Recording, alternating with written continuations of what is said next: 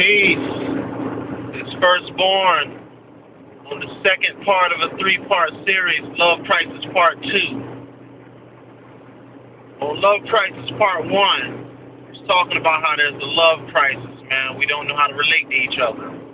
We don't know how to relate to each other because we regard each other only according to the physical, only according to what we can selfishly get from the other. Whether that's security, usually on behalf of women, or instant sexual gratification on behalf of men. We're limited to these things, and thus we're in a love crisis because we never really get to deal with the real person.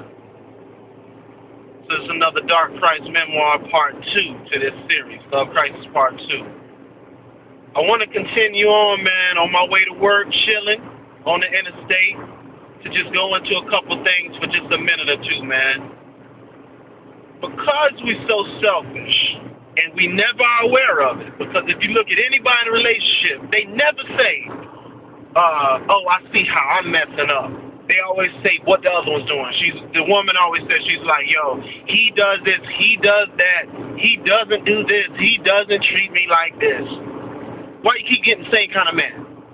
That question never comes up. The male's like, man, she don't do this, she don't do that, she do this all the time, she do that. Why you keep getting the same kind of woman? See, a part of the crisis is we don't ask the right questions. And because we deal with things externally, we can always project it on the other person.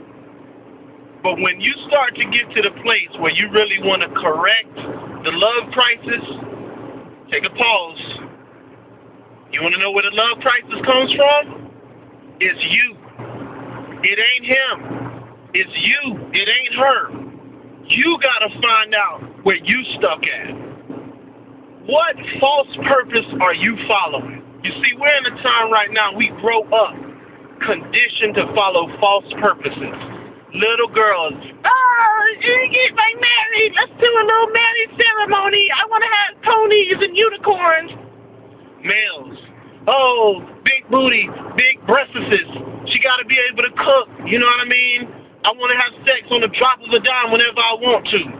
It's BS. False purposes. False purposes. Careers. We identify ourselves with careers, financial security, status, and power. False purposes.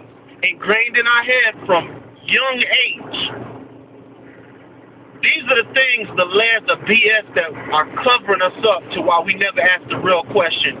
What is the real purpose of my life? Who am I? What am I here for? So I put that out to say, Love Crisis Part 2. The beginning of changing the crisis is recognizing that it's you. Because if you don't know yourself, not talking about a cultural level like wearing some new African head wrap or, you know, putting a business suit on like you done brought your life together. I'm talking about who are you regardless of your clothes, your money, the attention you get, the status in your life. When you're sitting in the room, in the living room, with the lights cut off, no music, no radio, no TV, no cable, who are you?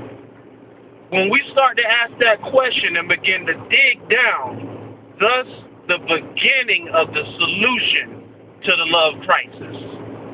So anyways, this is just another Dark Price Memoir, Love Crisis Part 2. You are the reason for the crisis. Chew on that for a minute. Raise your consciousness up. Part 3 coming up next.